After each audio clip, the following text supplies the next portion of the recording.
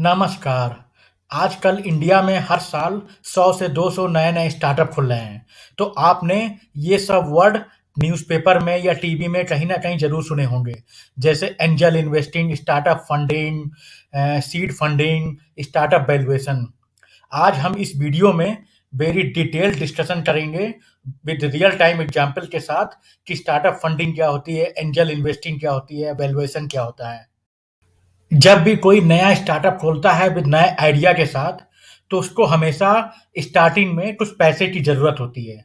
क्योंकि स्टार्टअप बहुत initial phase में होता है और उनके पास पैसा नहीं होता फाउंडर के पास, तो वो बैंक से लोन नहीं ले सकते, क्योंकि अभी तक उनके आइडिया का कोई बड़ा नाम नहीं बना है।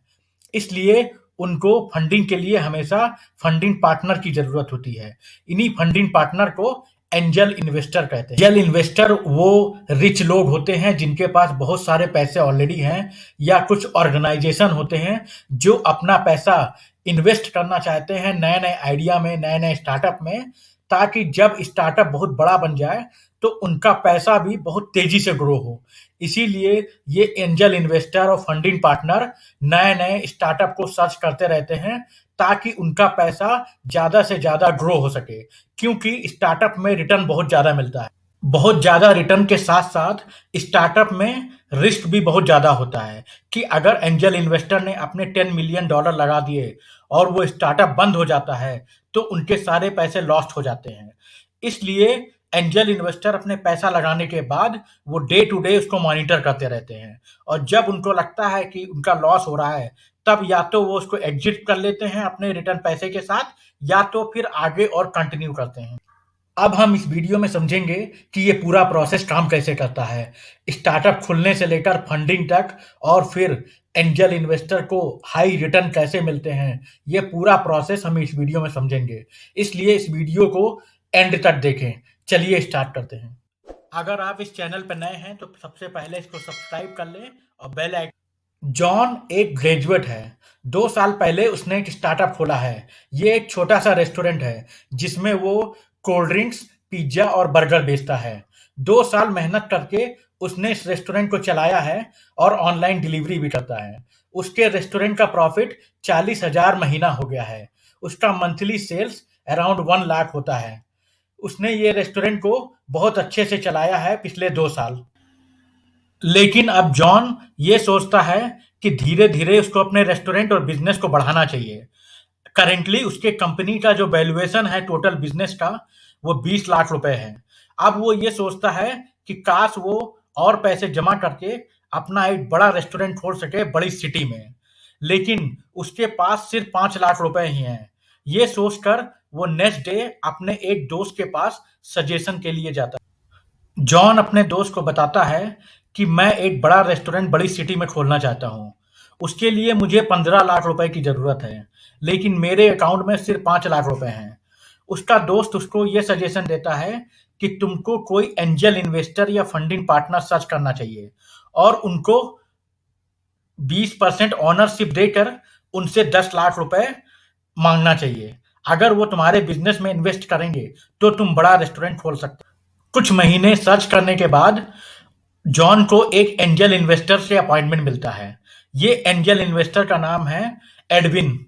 मिस्टर एडविन नए-नए आइडियाज़ और स्टार्टअप में फंडिंग करते हैं। जॉन उनको बताता है कि मैं आपको 20% ओनरशिप दूँगा, उसके बदले में आप मुझे 10 लाख रुपए दीजिए। एडविन उसकी रिक्वेस्ट को मान जाते हैं, लेकिन वो बोलते हैं मुझे 25% प्रॉफिट में ओनरशिप चाहिए। जॉन मिस्टर एडविन के ऑफर को एक्सेप्ट कर लेता है और उनको अपने बिजनेस में 25% हिस्सा दे देता है, और हर महीना प्रॉफिट का 25% भी मिस्टर एडविन को जाएगा। इसके बदले में मिस्टर एडविन जॉन को 10 लाख रुपए कैश दे देते हैं उसके बिजनेस में इन्वेस्ट करने के लिए। मिस्टर एडविन से पैसे मिलने के बाद जॉन एक बड़ा रेस्टोरेंट बड़ी सिटी में खोल लेता है और उसको 2 साल तक बहुत अच्छे से चलाता है। अब उसकी सेल्स 3 गुना हो चुकी है। उसका मंथली सेल्स 3 लाख रुपए है और प्रॉफिट 1.5 लाख रुपए है। उस प्रॉफिट 1.5 लाख रुपए प्रॉफिट का 25% हर महीना एडविन को जाता है, जैसे कि उसने कॉन्ट्रैक्ट में एक्सेप्ट किया था। अब उसका बिजनेस बहुत अच्छा चलने लगा है। जॉन दिन-रात मेहनत करता है और अब उसके बिज़नेस का वैल्यूएशन 50 लाख हो चुका है, जो कि दिन पे दिन बढ़ता ही जा रहा है। तो इस तरह हम देख सकते हैं कैसे जॉन ने अपना बिज़नेस बढ़ाकर अपने बिज़नेस को 20 लाख रुपए से बढ़ाकर 50 लाख रुपए तक का पहुँचा दिया है। क्योंकि अब जॉन के बिज़नेस 50 लाख वैल्यूएशन का हो गया है, तो अगर हम इन्वेस्टमेंट पर नज़र डालें, तो मिस्टर एडविन ने सिर्फ 10 लाख रुपए इन्वेस्ट किए थे, जो कि 25% ओनरशिप है। लेकिन अब उनका इन्वेस्टमेंट बढ़ के साढ़े 12 लाख रुपए हो चुका है। मतलब सिर्फ 3 साल में 10 लाख रुपए का इन्वेस्टमेंट साढ़े 12 लाख रुपए हो चुका है, जो कि एक बहुत अच्छा रिटर्न है। 3 साल में 2.5 लाख का रिटर्न मिल चुका है उनको।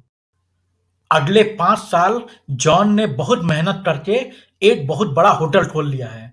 अब उसका हर महीने का प्रॉफ़िट 3 लाख रुपए हो चुका है। उस 3 लाख का 25% हर महीना मिस्टर एडविन को जाता है। आप यहाँ देख सकते हैं कि मिस्टर एडविन कोई भी हार्ड वर्क नहीं करते, कोई भी काम नहीं करते, फिर भी उनको मंथली 25% प्रॉफ़िट ईज़िली मिलता रहता है। यही इन्वेस्टमेंट की अच्छी पॉलिसी होती है, जहाँ पे आप कोई काम नहीं करते। जॉन के बिजनेस का जो टोटल वैल्यूएशन है, अब वो 10 गुना बढ़ के 50 लाख से 5 करोड़ हो चुका है। और जो मिस्टर एडविन ने 10 लाख रुपए लगाए थे, वो भी बढ़ के बहुत ज़्यादा हो चुका है। अगर हम उनके टोटल इन्वेस्टमेंट पे नज़र डालें, तो जो 75% ओनरशिप वो जॉन के पास है, उसका 3.75 करोड़ हो चुका है और मिस्टर एडविन का 10 लाख रुपए 1.25 करोड़ हो चुका है। तो हम देख सकते हैं कि मिस्टर एडविन ने सिर्फ 10 लाख रुपए लगाए और उनको रिटर्न मिला 10 साल बाद 1.25 करोड़। ये 1150% रिटर्न है, जो कि कोई भी फिक्स डिपॉजिट या कोई भी स्टॉक मार्केट या कोई भी बैंक का प्लान आपको नहीं दे सकता। ये एक बहुत अच्छा इन्वेस्टमेंट होता है अगर ये सक्सेसफुली वर्क कर जाए, क्योंकि इसमें कोई भी हार्ड वर्क नहीं होता, आपको सिर्फ पैसे देने होते हैं। 2 साल बाद जॉन की कंपनी को एक बड़ी कंपनी ने एक्वायर कर लिया और जॉन की कंपनी को उसने 10 करोड़ रुपए में एक्वायर किया।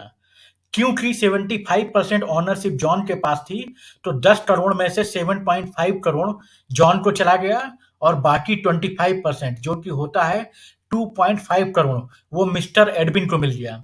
अब आप देख सकते हैं 10 लाख का इन्वेस्टमेंट 10 साल में 2.5 करोड़ हो। सो फाइनली हम देखते हैं कि मिस्टर एडविन एक एंजल इन्वेस्टर हैं, जिन्होंने 10 से 10 साल पहले जॉन के स्टार्टअप में सिर्फ 10 लाख रुपए लगाया था। लास्ट के 10 साल उन्होंने हर महीना 25% प्रॉफिट लिया है जॉन से। उसके अलावा जब ये कंपनी बेची गई, तो उनको 2.5 करोड़ मिला है। तो इस हिसाब से देख सकते हैं उनका जो रिटर्न है वो 1000% से भी ज़्यादा है। आप सबने ज़ोमैटो का नाम ज़रूर सुना होगा। ज़ोमैटो एक ऑनलाइन डिलीवरी प्लेटफ़ॉर्म है, जो कि इंडिया का सबसे बड़ा डिलीवरी प्लेटफ़ॉर्म है फूड के लिए। ज़ोमैटो को 2010 में ऐसे स्टार्टअप खोला था। जब ज़ोमैटो स्टार्टअप था, तब उनको फंडिंग की ज़रूरत थी। वो फंडिंग उन्होंने 4.7 crore Info Edge private limited से ली थी। उसके बदले में उन्होंने 18.55% ओनरशिप दी थी इन्फो एज। लेकिन बाद में ज़ोमैटो ने बहुत तेज़ी से ग्रो किया और 2021 में ज़ोमैटो इंडिया का लीडिंग प्लेटफ़ॉर्म बन गया है और उसके साथ में वो एक बिलियन डॉलर कंपनी बन गई है। उसका आईपीओ भी लॉन्च हो गया है। तो आप देख सकते हैं इन्फो एज प्राइवेट लिमिटेड ने जो 4.7 करोड़ का इन्वेस्टमेंट किया था, आज वो बढ़ के 15,000 करोड़ रुपए बन चुका है। तो आप देख सकते हैं कितना ज़्यादा रिटर्न मिला है एंजल इन्वेस्टमेंट। एंजल इन्वेस्टिंग को हम सीड फंडिंग भी कहते हैं, स्टार्टअप फंडिंग भी कहते हैं। आजकल मुकेश अंबानी और रतन टाटा ने भी बहुत सारे स्टार्टअप कंपनी में एंजल इन्वेस्टिंग की है और उनको 500 से 1000% तक का रिटर्न मिला है 5 साल में। सो एंजल इन्वेस्टिंग का ग्रोथ बहुत ज़्यादा होता है, लेकिन इसका एक डार्क साइड भी है। अगर इन्वेस्टमेंट करने के बाद स्टार्टअप बंद हो जाता है, तो एंजल इन्वेस्टर का पूरा पैसा लॉस हो जाता है। बहुत पहले 1985 में कोको कोला कंपनी में अपना एक इन्वेस्टमेंट किया था। दोस्तों, जैसे जैसे कोको कोला कंपनी बढ़ती गई, उनका इन्वेस्टमेंट भी बढ़ता गया और उनको हर साल $500 मिलियन डिविडेंड के रूप में मिलते हैं कोको कोला कंपनी से। उन्होंने आज तक अपने शेयर नहीं बेचे हैं। अगर ये वीडियो आपको पसंद आया है और इसकी इन्फॉर्मेशन आपको पसंद आई है, तो प्लीज़ इस वीडियो को लाइक करें और अपने फ्रेंड्स के साथ शेयर करें। अगर आपको ये वीडियो पसंद नहीं आया है या इसकी कोई इन्फॉर्मेशन आपको गलत लगती है, तो इस वीडियो को डिसलाइक करें और कमेंट सेक्शन में एक्सप्लेनेशन ज़रूर लिखें। हम और नए से नए वीडियो लाने की कोशिश करेंगे। आप हमें सजेशन दे सकते हैं कमेंट बॉक्स में, आप कौन-सा नया वीडियो चाहते हैं।